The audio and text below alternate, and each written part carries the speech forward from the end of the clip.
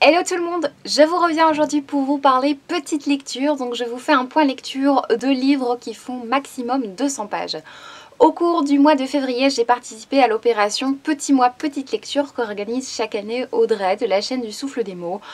Cette année, je m'y suis prise un petit peu tard. Ce n'est que fin février que j'ai commencé à lire des petits livres. Du coup, je me suis dit dans cette vidéo, je vais vous présenter les petits livres que j'ai lus au cours du mois de février, mais aussi un livre que j'ai lu fin janvier et deux autres livres que j'ai lus au cours du mois de mars. On commence tout de suite avec un livre que j'ai lu dans le cadre du challenge Cold Winter. Il s'agit de Neige de Maxence Fermine, publié chez Point. C'est un tout petit livre qui est structuré en 3 parties, qui fait 54 petits chapitres. Les chapitres sont assez courts et pour cause, il rappelle un petit peu ces poèmes japonais, les haïkus. Ce livre nous raconte l'histoire d'un jeune garçon qui veut devenir poète contre l'avis de son père. Et un jour, quelqu'un va découvrir ses poèmes et il va lui dire « Il faut que tu ailles prendre des leçons avec un grand maître ». Dans ce livre, nous rencontrons donc divers personnages, dont notamment un maître qui va essayer de lui faire comprendre que dans sa poésie, il manque des couleurs. Nous sommes ici sur un livre extrêmement symbolique où le thème principal est la poésie et plus particulièrement les haïkus. Pour ceux qui ne le savent pas, les haïkus ce sont des brefs poèmes japonais qui se composent de 3 segments et qui se compose également de 17 morts. Alors les morts c'est en japonais un petit peu l'équivalent des syllabes, donc c'est un petit peu différent puisque les sonorités sont différentes. Ce sont des poèmes qui sont structurés en 3 segments, donc d'ordre 5, 7, 5. Ils sont calligraphiés en règle générale de manière verticale.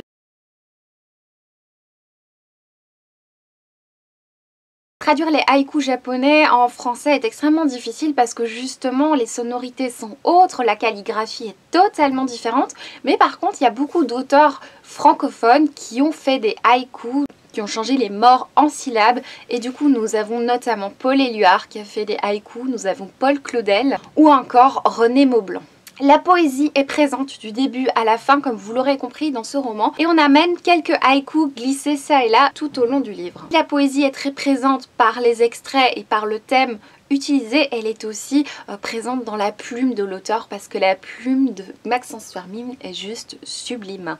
Il fait des phrases pas trop longues justement comme les haïkus, c'est assez court mais c'est plein de sens. C'est vraiment très agréable parce que nous avons 54 petits chapitres très aérés qui nous laissent vraiment le temps de réfléchir à chaque chapitre et c'est vraiment très très beau. Ça nous fait poser des questions sur la poésie, sur l'art et moi en tant que musicienne c'est vrai que la notion de couleur me parle énormément, c'est quelque chose qu'on utilise dans l'interprétation musicale et moi c'est quelque chose qui m'a profondément touchée. Le texte est très court mais pourtant on a le temps d'être touché, d'être pris par cette histoire puisque notre héros va vivre des folles aventures et sa recherche justement est vraiment très belle à voir. Moi c'est vraiment un livre qui m'a fait passer un très très beau moment. La poésie de ce roman est juste inouïe. Alors la seule chose que je veux maintenant c'est de 1. Découvrir d'autres œuvres de Maxence Fermine et heureusement il a écrit d'autres livres et de 2 j'ai envie de lire des haïkus. Bref ça a été vraiment une lecture plaisir où autant la mise en page, autant le thème, autant les personnages, autant la poésie m'ont plu. C'est vraiment un livre qui m'a fait poser beaucoup de questions en tant qu'artiste. Ensuite je me suis lancée dans la lecture d'un livre que j'attendais de lire depuis très longtemps. Il s'agit d'un livre d'Émile Zola. J'avais envie de relire du Zola et je savais pas trop par quoi recommencer parce que Germinal c'est pas quelque chose que j'ai envie de relire là maintenant tout de suite. Et plusieurs d'entre vous m'avaient conseillé de commencer par Thérèse Raquin. Du coup, je me suis plongée dans la lecture de Thérèse Raquin d'Émile Zola, publiée chez Larousse Petit Classique. Alors, il y a des livres comme ça où il faut être vraiment prêt à les lire et j'étais vraiment prête à lire Thérèse Raquin, c'est-à-dire que maintenant je suis dans un système de lecture qui fait que certes je lis plusieurs livres à la fois mais je lis des livres au moment où je veux les lire. Car à un moment je veux un truc bien glauque et bien haletant, je lis mon truc bien glauque et bien haletant, tant pis pour les livres qui sont en pause Et du coup, il m'arrive de lire jusqu'à 5 livres. Je vous en avais parlé sur Instagram, vous avez été nombreux à réagir. Et il y a d'autres moments où on a envie d'une écriture beaucoup plus riche, beaucoup plus construite, une écriture un livre qui va nous faire réfléchir ou alors un livre qui va nous apprendre des choses. Et du coup, j'ai commencé ce livre à un moment où j'en avais le plus envie. C'était vraiment le moment idéal pour le lire. Du coup, je me suis plongée dans l'histoire de Thérèse Raquin avec beaucoup d'émerveillement. Bien sûr, l'histoire n'apporte pas vraiment d'émerveillement, mais la plume d'Émile Zola est sublimissime. Dans ce livre, on va rencontrer différents personnages. Le premier personnage, il s'agit de Thérèse Raquin, bien sûr. C'est une fille qui, à l'âge de 2 ans, a perdu sa mère qui était africaine. Sa tante va l'élever. Madame Raquin va élever Thérèse et Madame Raquin s'occupe déjà de son fils Camille. Camille, c'est le deuxième personnage principal de ce roman. Camille, c'est un garçon maigrelet, très frêle, qui est tout le temps malade, et du coup lui il est complètement choyé et étouffé par sa mère, Madame Raquin, et Thérèse se retrouve entre les deux, elle aussi enfermée dans la chambre parce qu'elle peut pas sortir parce qu'il est malade. Elle vit une vie terrible, franchement il se passe pas grand chose dans leur vie, et ils vont grandir, et évidemment Thérèse va se marier à Camille puisque c'est ce que veut Madame Raquin, et ils vont finir par s'installer tous les trois à Paris pour ouvrir une boutique. Et du coup, tous les trois vont vivre une vie on ne peut plus monotone. Et un jour va arriver le meilleur ami de Camille, Laurent, l'ancien meilleur ami quand ils étaient plus jeunes. Et Laurent et Thérèse inévitablement vont se rapprocher. Alors il ne s'agit pas forcément d'un coup de foudre, mais ils se mettent ensemble petit à petit comme une nécessité. Ils vont tous les deux vivre une passion, une relation fougueuse, et ils se disent mais c'est pas possible, il faut qu'on tue Camille pour être heureux. Et donc ce livre est divisé en différentes parties. Nous avons la première partie où ces deux personnages se rencontrent, vivent une passion très très forte et cherchent à tuer Camille pour se débarrasser de l'obstacle. Leur but, c'est de se débarrasser de Camille et puis se marier. La deuxième partie, c'est après le meurtre, donc c'est la plus grande partie du roman. Et puis je vous laisse découvrir la suite. Donc dans ce livre, il est clair que nous ne vivons pas une histoire d'amour qui va nous faire rêver, qui va nous faire chantonner, une histoire d'amour qui va nous faire nous donner envie de vivre la même chose. Hein. C'est pas le but d'Émile Zola dans ce livre. Ce livre s'inscrit dans le courant naturaliste. Du coup, ici, nous avons une expérience vraiment de laboratoire, de personnages qui se rencontrent. Émile Zola va prendre deux personnages un petit peu atypiques, des personnages très sanguins, qui ont vraiment un feu intérieur, des personnages qui sont dominés par leur pulsion. Ce sont des personnages qu'on ne rencontre pas forcément dans la vie de tous les jours. Et Émile Zola va analyser et caractériser ces deux personnages et la manière dont ils vont se confronter. Tout ça le plus précisément possible, et on va voir comment ils vont être influencés l'un et l'autre par leur entourage, par leur environnement, et on va voir peu à peu ce qui va se passer suite à leur rencontre. Émile Zola va montrer avec beaucoup de précision comment ces personnages vont inévitablement se réunir pour vivre cette passion, et vont tout faire pour vivre cette passion justement sans plus aucun obstacle, et il va montrer comment leur acte, du coup le crime de Camille, va complètement chambouler leur vie, mais il va aussi analyser la conséquence de leur acte, donc ce crime qu'ils commettent. Et il y aura une énorme place pour la culpabilité dans ce livre. C'est vraiment un des livres où j'ai le plus ressenti la culpabilité de toute ma vie. C'est-à-dire qu'elle est vraiment bien décrite, elle était palpable. On voyait le personnage mort qui apparaissait à tout moment, à la limite du fantastique. Donc ça va vraiment très très loin. Alors ce livre a été mal perçu lors de sa sortie, c'est-à-dire que la critique l'a traité quand même de littérature putride. On a dit aussi que c'était un livre qui faisait de la pornographie. Et Émile Zola, suite aux réactions virulentes suite à la sortie de ce livre, va écrire une deuxième préface. Donc ici nous avons la deuxième préface où il s'explique, il s'excuse pas, il est juste déjà étonné que ce soit si mal perçu. Il pensait pas justement que ça allait être si mal perçu cette histoire. Il insiste sur le fait que dans ce livre nous avons bien des personnages qu'on ne rencontre pas dans la vie de tous les jours, donc des personnages qui sont vraiment des brutes humaines, et que son but à lui c'est vraiment une expérience, vraiment une expérience où le but n'était pas de choquer mais vraiment de voir ce que ça donne, toujours dans un but d'analyse scientifique, analyse sociologique, physiologique des personnages. Et du coup, c'est quelque chose qui est très intéressant parce que on voit que Zola aime bien de temps en temps faire des petites analyses de la société. On a par exemple un moment où on voit tous des corps, des cadavres et on voit le regard des gens face aux cadavres. On a un autre passage qui m'a fort percuté, la manière dont les gens s'accommodent d'un handicap. On a une personne qui est très handicapée et on voit comment les autres s'accommodent du handicap pour communiquer avec la personne. C'est un livre où les personnages et les situations sont tellement bien décrites qu'on peut très bien les transposer au présent. Et c'est ça que j'ai beaucoup aimé, c'est qu'il y a vraiment des situations par rapport au handicap justement dont je vous ai parlé tout à l'heure. Je me dis mais actuellement ça pourrait être encore pareil et je trouvais ça très finement analysé. J'ai beaucoup aimé ce côté-là, le côté analyse des sentiments. Et il y a certains moments, même si bien sûr les personnages sont pas comme vous et moi, il y a certaines facettes de leurs personnages pour lesquels on ne peut que s'identifier, même si c'est horrible de le dire, mais c'est vrai que par moments je m'identifiais à Thérèse, pas toujours bien sûr, mais par moments je me sentais mal à l'aise de me dire tiens, je pense un petit peu comme elle, juste pour certaines choses. Et c'est vrai que de ce côté-là, c'était vraiment très intéressant. J'ai beaucoup aimé la fin, je vous laisse quand même la surprise de la fin. Alors c'est pas une plume qui fait qu'on s'attache terriblement au personnage, c'est pas le but non plus, hein. La description des événements est tellement bien faite qu'on s'imagine vraiment où on est. Et moi je m'imaginais dans la galerie de la Reine à Bruxelles. Je sais que ça se passe à Paris, mais voilà, je m'imaginais dans un endroit à Bruxelles et du coup je voyais cet endroit et c'était vraiment tellement bien décrit que je m'y voyais au moment où on racontait l'histoire. Bien sûr, si vous n'aimez pas les longues descriptions, je pense que vous n'aimerez pas parce que c'est tout en description, mais toujours des descriptions intéressantes, des descriptions qui apportent quelque chose à l'histoire, descriptions qui insistent quand même sur la noirceur des lieux, sur le fait qu'on est confiné quand même dans un petit espace et c'est très sombre. Dès le début, on est vraiment dans quelque chose de très sombre avec des rues très fermées, il fait noir, c'est sale par terre, enfin voilà, ça donne pas envie. Et on a un passage, le passage du meurtre de Camille, qui fait vraiment penser à une peinture tellement je l'ai trouvé intelligemment écrit.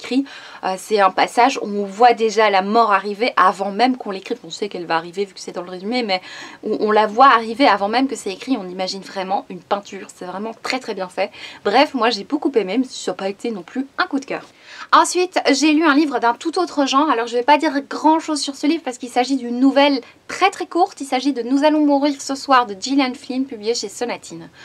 Dans ce livre, nous rencontrons une jeune femme qui a un métier très précaire et qui va se fourrer dans une situation où elle doit aider quelqu'un.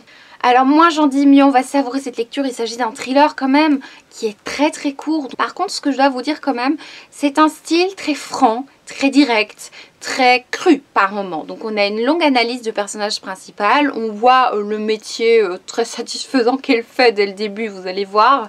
On la voit venir petit à petit au nouveau métier qui va provoquer les situations de ce roman.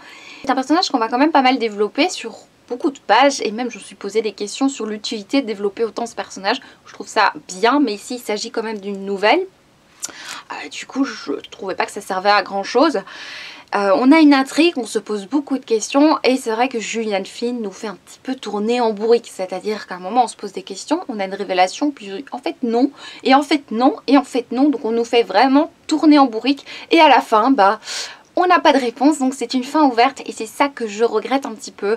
Je n'ai rien contre les fins ouvertes, même si c'est très frustrant, toujours après coup je me dis mais c'est très malin de l'auteur. Mais là je me dis l'auteur n'avait pas d'idée en fait. Voilà, je trouve ça dommage pour un thriller justement. Je pensais qu'elle allait nous faire quelque chose de... Ne fût-ce que jusqu'à la dernière phrase. J'ai encore tourné les pages à la fin de la dernière phrase. Je me suis dit, dans le noir, on aura des réponses. Mais non, pas du tout. Du coup, moi, j'étais un petit peu frustrée par cette fin. Mais voilà, c'est prenant. Ça nous fait poser des questions du coup sur la fin. Donc voilà, c'est un livre qui pourrait vous plaire si vous aimez les thrillers. Mais sachez qu'on n'a pas vraiment de réponse claire et précise à la fin.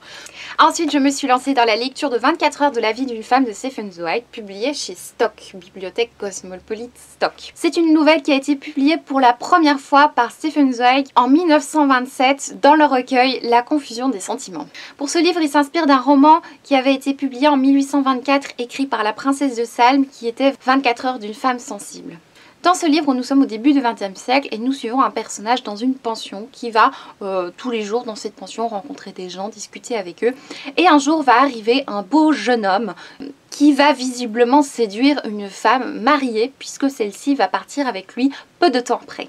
Cette disparition d'une femme mariée avec un bel être va provoquer des discussions houleuses entre tous les habitants de la pension et il y aura beaucoup de questionnements sur le fait de tomber amoureux en si peu de temps, sur le scandale que provoque cette disparition de cette femme mariée. Et notre personnage principal se positionne en faveur de cette femme et lui, il comprend qu'une femme peut être touchée en très peu de temps, peut être chamboulée en très peu de temps et changer de vie comme ça d'un coup. Bien sûr, sa manière de voir les choses ne plaît pas à tout le monde, du coup ça va de nouveau envenimer les débats, mais une vieille dame vient lui parler et vient lui proposer de lui raconter son histoire. Et donc les 24 heures de la vie d'une femme, c'est le récit que fait cette vieille dame à notre personnage principal. Nous sommes ici avec une écriture très fluide, très poétique, très agréable, c'est facile à lire, ça va vite, c'est vraiment très agréable. J'ai passé un très beau moment jusqu'à la moitié du livre. Là où apparaissent les descriptions avec les mains qui bougent, j'ai trouvé ça très beau, très intéressant, très original et innovant de faire bouger les mains, de faire comprendre les émotions de quelqu'un en regardant ses mains, j'ai trouvé ça génial. Et puis, au milieu du livre, il y a eu quelque chose. Il y a eu un sentiment, il y a eu un moment, je crois que c'était dans un hôtel, où notre héroïne a ressenti quelque chose qui m'a vraiment retournée. C'est un moment qui m'a donné presque un coup de poing, tellement j'ai ressenti des émotions vives à ce moment-là. Je ne suis pas sûre que tout le monde va ressentir ça à ce moment-là parce que ça touche aussi à mon histoire personnelle, mais les sentiments de cette femme-là, à ce moment-là, ce qu'elle a ressenti face à quelque chose qui se passe, ça m'a tellement prise, ça m'a tellement emballée que pendant toute la fin du livre, j'étais complètement à fleur de peau, j'avais une boule dans la gorge, j'ai vraiment ressenti les émotions du livre, mais à 10 000%, j'ai vraiment adoré. Et moi, ça a fait que ce livre a été vraiment magnifique. Enfin, franchement, j'en ai plein d'émotions, rien que de le dire là maintenant, parce que c'était vraiment waouh. Ça faisait longtemps qu'un roman m'avait pas donné autant d'émotions depuis Le Gang des rêves, là. C'était magnifique, franchement, jusqu'à la fin, mais vous savez, quand vous êtes à fleur de peau, quand quoi que l'auteur puisse faire, vous allez vraiment devenir dingue. Et jusqu'à la fin, j'étais émue aux larmes. Waouh, c'était très beau. Alors franchement, c'était je pense un coup de cœur parce que là, ça m'a vraiment touchée. Le seul point négatif de ce livre, c'est qu'il y a énormément de coquilles. Alors je sais pas comment c'est possible. C'est quand même incroyable des coquilles, mais que même moi quand j'avais 12 ans je ne faisais pas quoi, enfin c'est vraiment parfois fou. Je me dis est-ce qu'il y a une correction, j'en sais rien, mais voilà, les coquilles sont quand même assez incroyables et la traduction est vraiment très belle. Donc voilà pour ce roman et j'en viens tout de suite aux deux derniers livres de cette sélection.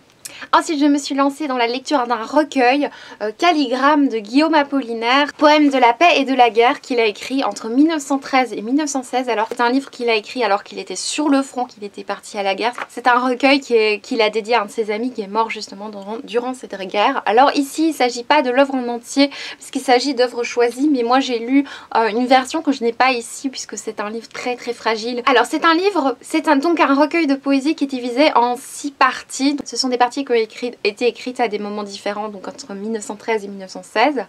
Je pense que c'est quelque chose qui pourrait vous intéresser si vous aimez la poésie, mais si vous voulez voir la poésie avec un œil nouveau, puisque c'est quelque chose de très moderne comme poésie, avec justement ces calligrammes. Alors les calligrammes, ce sont des textes qui visuellement sont des petits dessins, donc je vais vous montrer. Le mot calligramme n'existait pas, c'est lui qui va inventer ce mot, mais le principe, vous voyez cette fameuse horloge et la montre, hein, c'est le texte le plus connu d'Apollinaire dans ses calligrammes. Le principe du calligramme existait déjà. On a par exemple la bouteille de Rabelais.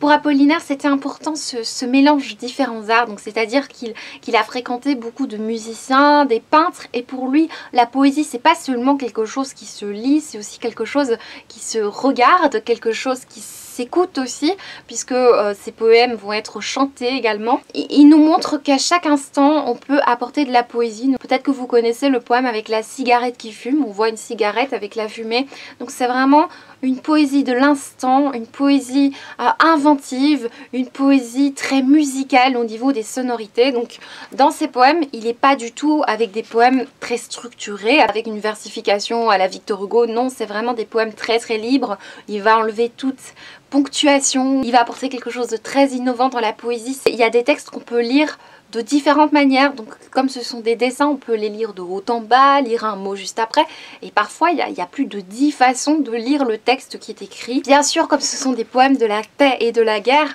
il y aura beaucoup de rapports à la guerre, donc autant on a des textes qui se rapportent aux armes, au côté très innovant des armements de cette époque, autant on a aussi beaucoup de mélancolie, de rapport avec ses souvenirs en rapport aux femmes, on a beaucoup de mélancolie. On a un poème instantané qui se nomme Ilia, qui est un des plus beaux je trouve de ce recueil. C'est vraiment des très très beaux poèmes. Je vais pas vous en dire plus parce que je pense qu'il faudrait que je fasse une vidéo entière tellement il y a des choses à dire, mais c'est vraiment...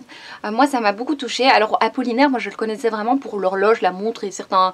voilà, sa petite maison là, mais je n'avais jamais analysé plus loin, et quand j'ai lu ces poèmes, ça m'a vraiment marqué, principalement la 5e partie, Obus couleur de lune, où on a des textes qui sont vraiment, on voit qu'on est sur le champ de bataille, on parle au présent, et franchement ces textes m'ont vraiment bouleversée. Franchement, si vous voulez un témoignage de l'époque qui soit autre qu'un témoignage extrêmement précis à la Émile Zola, on a ce témoignage de l'époque qui est poétique, qui est innovant et qui est vraiment plein de peps et très très variés.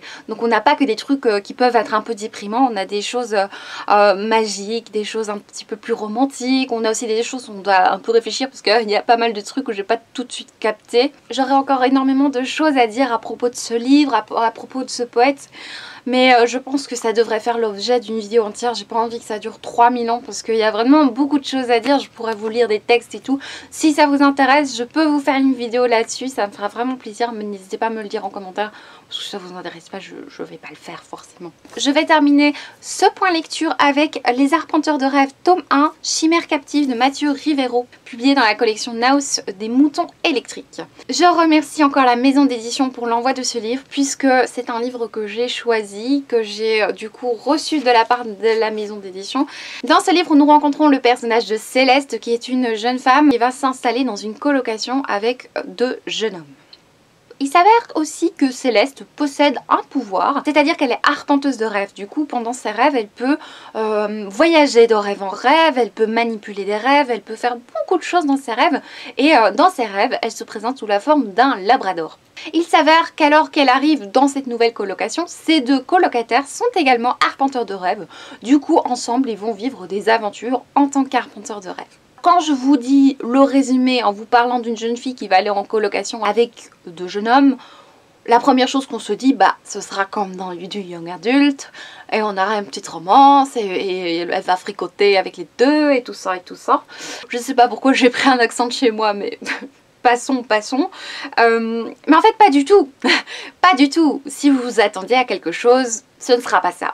Et ça, j'ai beaucoup aimé. Alors c'est un livre très original, c'est-à-dire que oui, on passe beaucoup de temps dans les rêves, et du coup, pendant tous ces moments, on est dans les rêves, on a l'impression nous-mêmes de rêver, parce qu'on a vraiment des sensations qu'on a nous-mêmes quand on rêve, et ça j'ai adoré.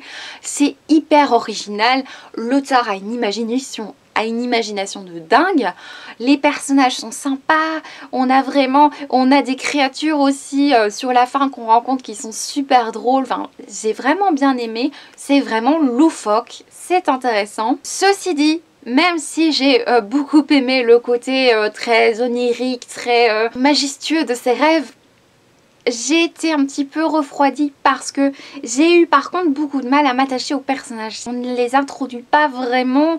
On ne sait pas trop à quoi Céleste ressemble, je pense qu'elle est black mais j'en sais pas plus, on ne sait pas plus sur leur caractère. On passe tellement peu de temps à la décrire que quand il leur arrive quelque chose, quand Céleste elle a une relation spéciale avec sa mère et avec sa sœur, mais quoi qu'il se passe avec sa mère et sa sœur, bah, j'en avais rien à péter parce que j'étais pas du tout attachée au personnage. Ça c'est le truc qui m'avait un petit peu embêtée, c'est que je me suis pas du tout attachée au personnage, et j'avais l'impression aussi, je savais pas trop où on allait aller. Alors ça c'est pas forcément un point négatif parce qu'on est dans un tome 1, donc on introduit une histoire en 200 pages, hein. Faut pas oublier que c'est un livre qui fait maximum 200 pages. On introduit l'histoire, on introduit les arpenteurs de rêve, on n'a pas trop de place pour les sentiments humains, et quand il y en a, justement il y en a, on n'est pas forcément touché par tout ce qui arrive à nos personnages, ce que j'ai trouvé vraiment dommage. Pour une fois j'étais contente quand même qu'il n'y ait pas de romance dans cette histoire, en tout cas pas dans ce tome 1, parce que en fait quand on a des pouvoirs comme ceux-ci, on s'en fiche un peu de batifoler, enfin.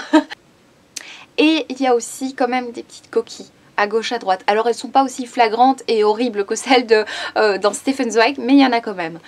C'est une saga que je serais ravie de continuer, alors s'il me l'envoie pas, moi je vais acheter le tome 2 parce que c'est vraiment quelque chose que j'ai envie de continuer à lire.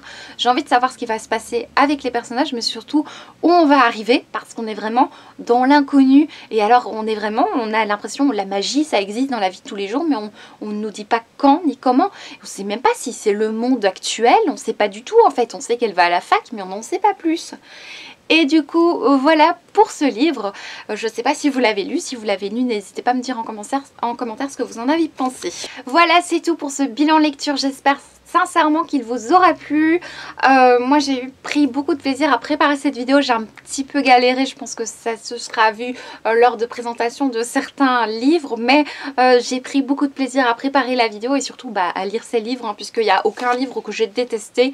La petite déception, ça a été peut-être Nous allons mourir ce soir. Mais sinon, j'ai vraiment passé un très bon moment avec tous ces livres. Je vous retrouve bientôt pour une prochaine vidéo qui sera... je sais pas. Je crois que ce sera la foire aux questions qui arrivera dimanche. Donc je vous retrouve bientôt dans la foire aux questions. Ciao!